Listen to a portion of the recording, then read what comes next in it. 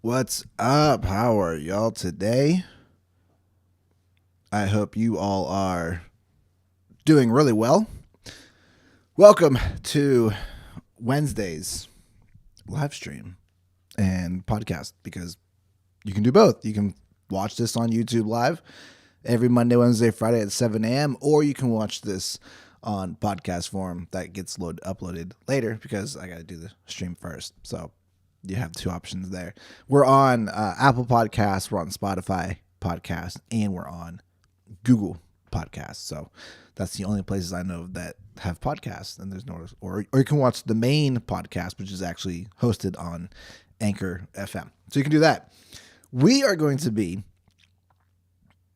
in a very explicit Bible today.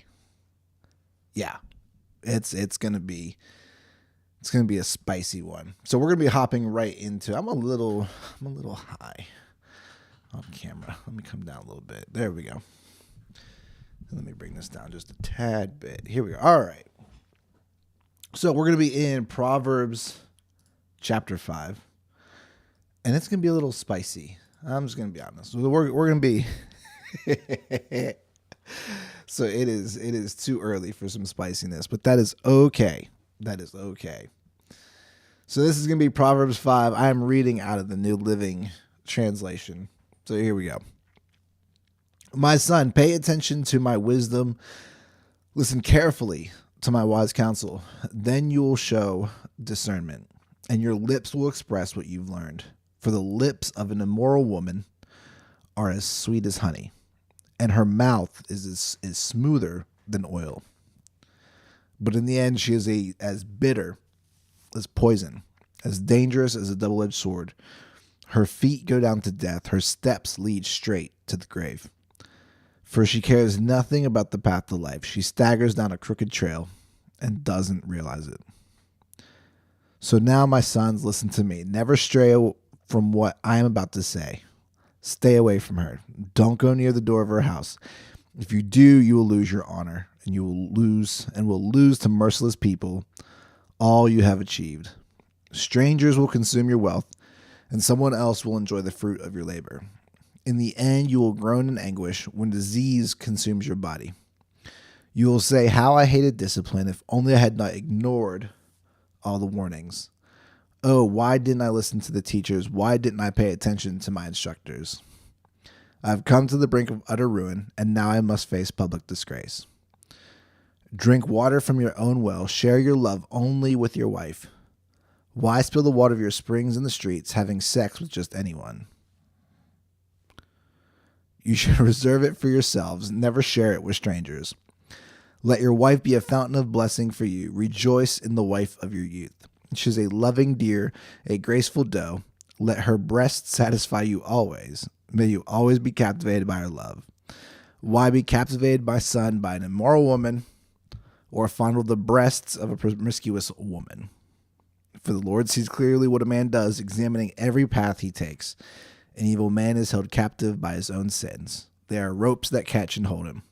He will die for lack of self-control. He will be lost because of his great foolishness." There you go. That is Proverbs 5. Now, you're probably expecting something a little bit spicy. It wasn't too spicy.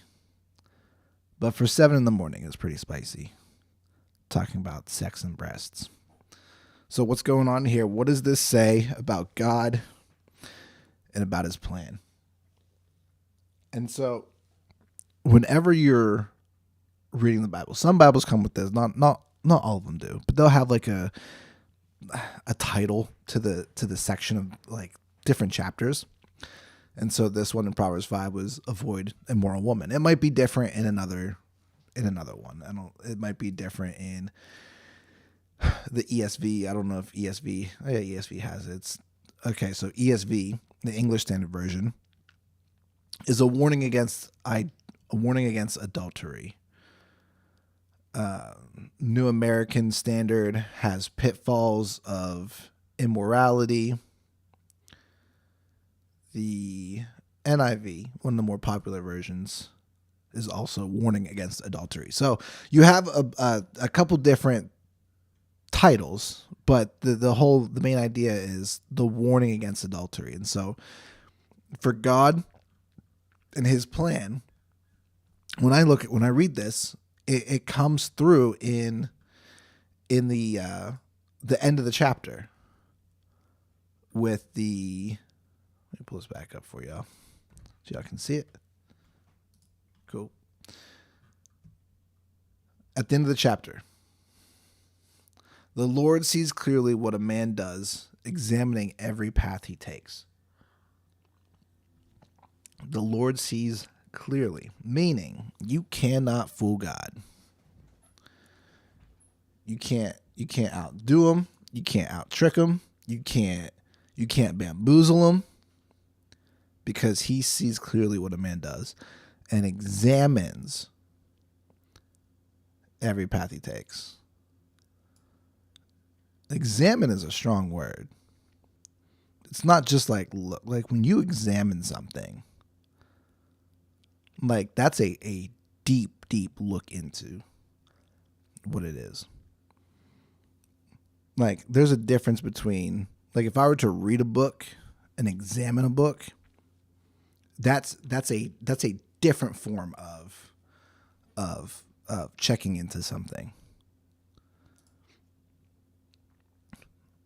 And so that should be warning. That should be warning enough. Not only does it have all the other warnings in Proverbs 5 about what happens to you when you let adultery ruin yourself, strangers consume your wealth, you groan in anguish, disease consumes your body, you lose your honor. Not only do those things happen,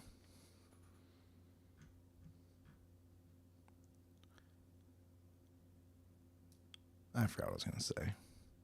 But yeah, like, man, it's a tough one. It's a tough one.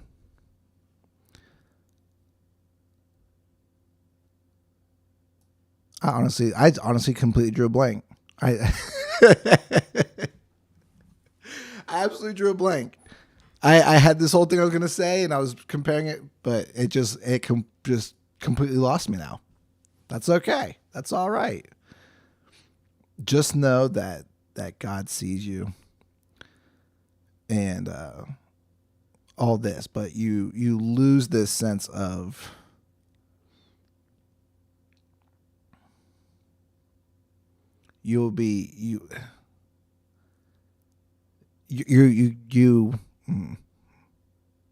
man. Just know God sees you. In whatever it is that your paths are. And like I was saying earlier, you can't outfool God. It is impossible. What does it say about humans? I like the description of the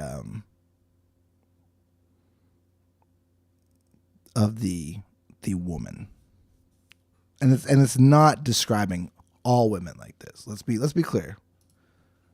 We're not about to bring Me Too upon us. That's not what we're saying here. So the author is the father writing to a son, right? That's the context. So he's using this as illustration.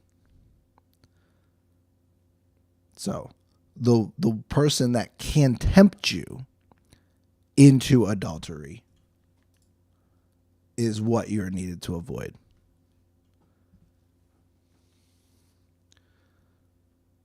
And so it shows in here the lips of an immoral woman.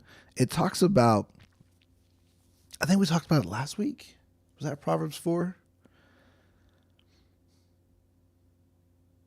I can't remember. But in Proverbs, it uses all these imagery to paint pictures. And so it says, the lips of an immoral woman are as sweet as honey, and her mouth is smoother than oil. So in a sense, when you think that the grass might be green on the other side, right? You're thinking, oh, I'm gonna go for this person. because the temptation is there. It's sweet. It's smooth. But in the end, it's bitter and dangerous. And it's something to be avoided at all costs. The pain, the anguish that a person has to go through, the hurt you do to yourself, the hurt you do to others, it is best to be avoided. It is best to be avoided at all costs because it is not worth it. You think it is. And you think you can get away with it, and you can't. It catches up to you. It catches up to you. Her feet go down to death. Her steps lead straight to the grave. She cares nothing about the path to life. She staggers down a crooked trail. All foolish. I think it was foolishness. I think that's what I was going to say earlier. I think foolishness is described as a person as well. And just the continued instruction of avoiding the foolishness. Adultery would be foolishness. Evil is foolishness. All these things. And so you want to be able to avoid these things. You don't even, like where it says in verse 7.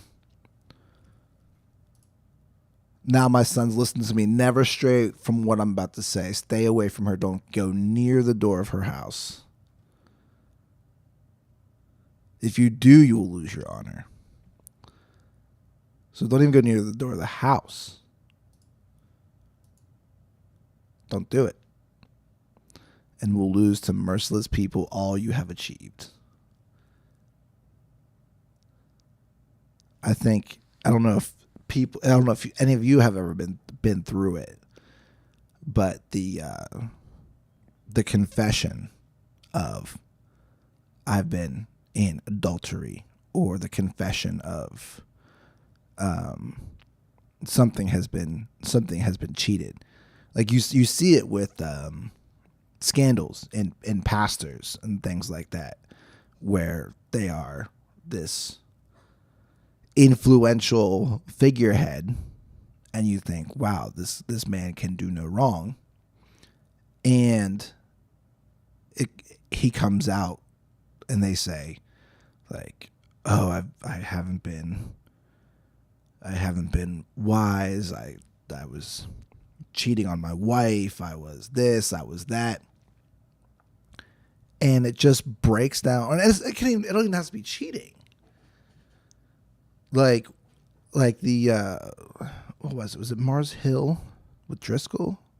Whatever that situation was, like that he was the influential pastor. I read his books and listened to his sermons back in the day. And with everything that was going on with that, like the church, I think the churches ended up splitting up because it was a multi-church site. The churches split up. Some people probably left the church. And whenever you do have someone doing dirt, and it breaks up the church, like that affects other people. And so other people are like, if my pastor can't even keep it together, why should I? And it gives a black eye to Christ. Like it really does. And so there's this warning in this that says, like, you will lose to merciless people all you have achieved. And I talked about this in the podcast, in the stream, but Matt Chandler with Village Church, like just I don't even know exactly what happened there, but it was just another scandal. And so it's this idea of like, when it says don't go near, what I think of is is don't even get, and I think this is in Proverbs as well. I don't know where. But don't even give the appearance of evil. Let's see if we can find that.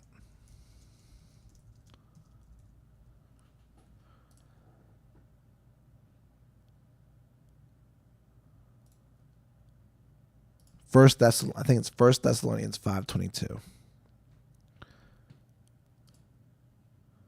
And this is going to be the King James.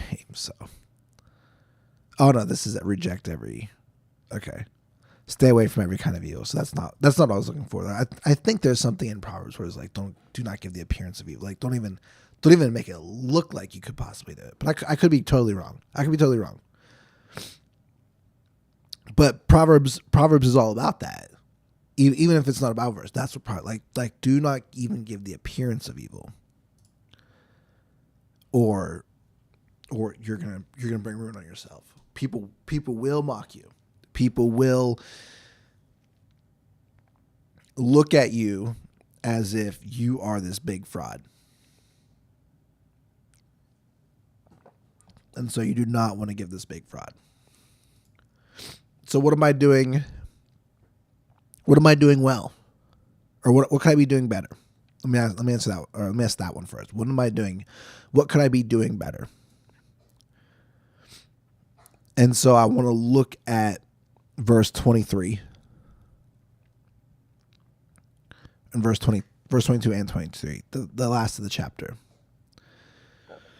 An evil man is held captive by his own sins. There are ropes that catch and hold him. He will die for lack of self-control. He will be lost because of his great foolishness. Let's talk about self-control. Self-control is a gift of the Spirit. Love, joy, peace, patience, kindness, goodness, faithfulness, self-control, all these things, there is no law against. Something like that. That's Ephesians, I think. Let me know in the chat if that's not Ephesians. It might not be. I'm not the best at memorizing scripture. I'll work on that, though. But the idea of self-control. Self-control is a little bit more than just saying no. Self-control is small actions taken moment by moment that keep you from evil. So if you are a person whose sin pops up past 9:30, 10 o'clock at night, there's a famous quote from a show called How I Met Your Mother that says nothing good happens after 2 a.m. So that means in all your power, you should make your decisions and your small little actions and choices so that you're not up at 2 a.m. Everything you should be doing should be done in a way that you are avoiding that temptation hour. So if it's late at night, go to bed. Last night, I forced myself to go to bed at 9:30. Not because of temptation, but because I was tired. Let me be clear. I was exhausted yesterday, but I forced myself to go to bed at 9:30. My life would be a lot better if I forced myself to go to bed at 9:30 each night. Because it's at night when temptation comes, when you're tired, when you're exhausted.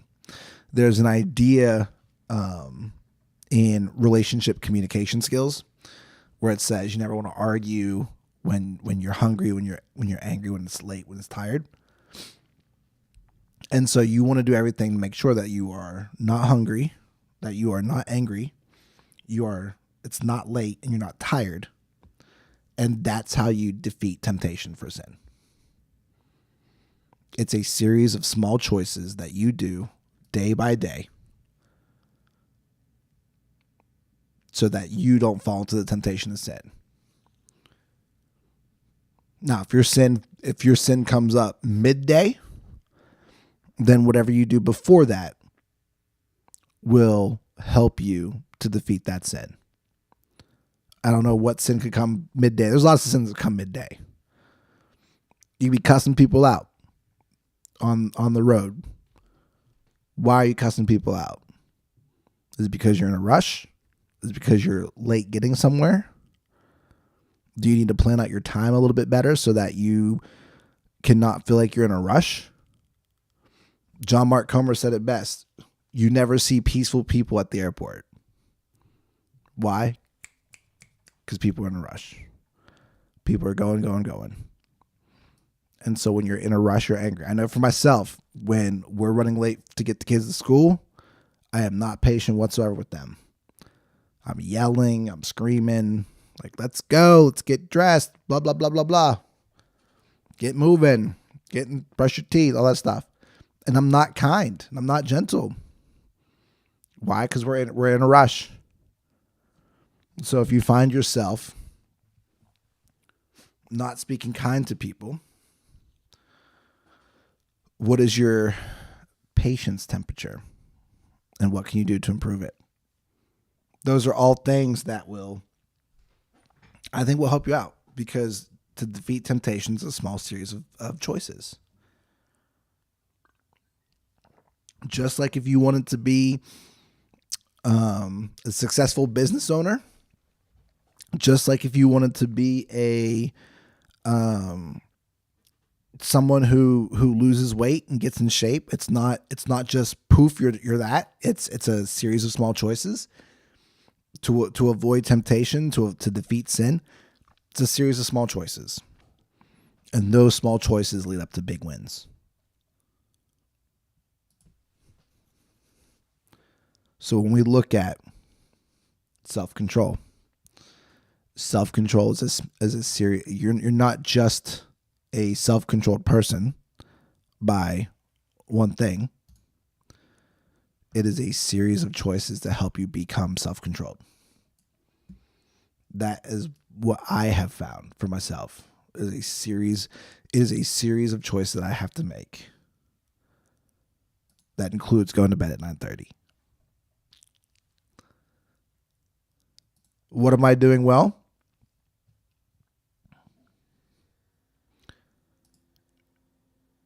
I don't know. What are you doing well compared? And when you look at this, there is a positive in this one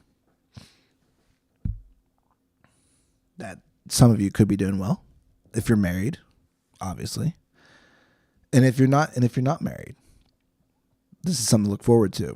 If marriage is in your plate, some people are just like, I don't want to get married. I'd rather be single. I want to travel the world or whatever. But if you are getting married, which, by the way, congratulations to my friend Mike. He just got engaged. Congrats. Let your wife be a fountain of blessing for you. Rejoice in the wife of your youth. She's a loving, dear, graceful doe.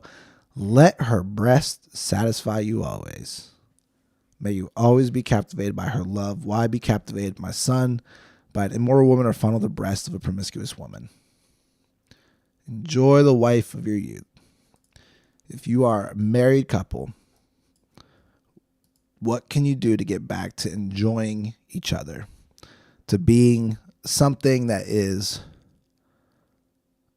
more than just roommates?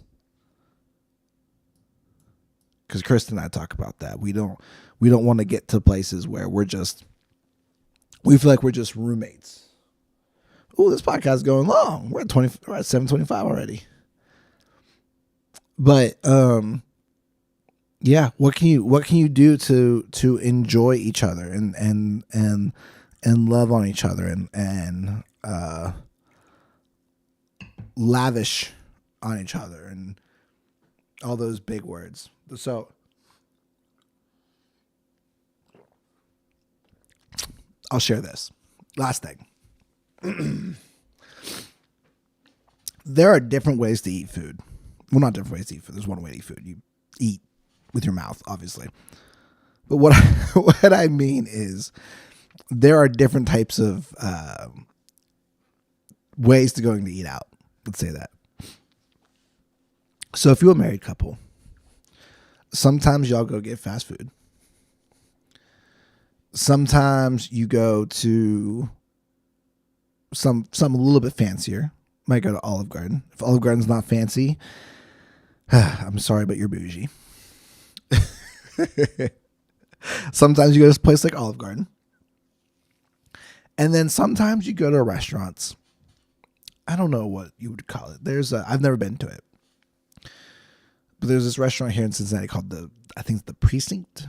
And it's a fancy schmancy restaurant. Sometimes you go get a fancy schmancy restaurant. And you sit down and you have a 5-course meal. Some of y'all relationships, all it is fast food. And your spouse might be sick and tired of fast food. Every once in a while, you should have a night where you are doing some gourmet eating. Let's put it that way. We're trying to keep this PG, folks. If you catch my drift. If you don't get what I'm trying to say, leave a comment. I'll shoot you a DM. Or shoot us a DM on everywhere on social media at SoCincy. And I'll explain it to you plainly. But in your relationship, it can't just be fast food all the time. Eat gourmet, if you catch my drift. Eat gourmet. Take time with it. Sit down. Work it, if you catch my drift. But that's it. Who needs to hear this as we get ready to wrap up here? Who needs to hear this from Proverbs? Who's someone that you can benefit and you can encourage today with what we've read today in Proverbs 5? Whether that's avoiding evil, whether that's enjoying your wife, whether that's understanding how the Lord sees us, or self-control. Who needs to talk to you, or who do you need to talk to about this? So there you go. As always, I'm Matt with SoCincy. Glad to have you here. If you liked the video, leave it a like. We started out a little rough, but we found our groove there in the end. So that's all right. We found our groove at the end. Subscribe to the channel if you haven't. Subscribe to the show if you're listening on via podcast. We appreciate y'all, all of you. We really do. You can follow us everywhere at SoCincy, all social medias on Facebook, Twitter, Instagram, TikTok. It's where we be hanging out most of the week, for the rest of the week. But we love you. Have a great Wednesday. Be blessed, and we'll see you on the next one.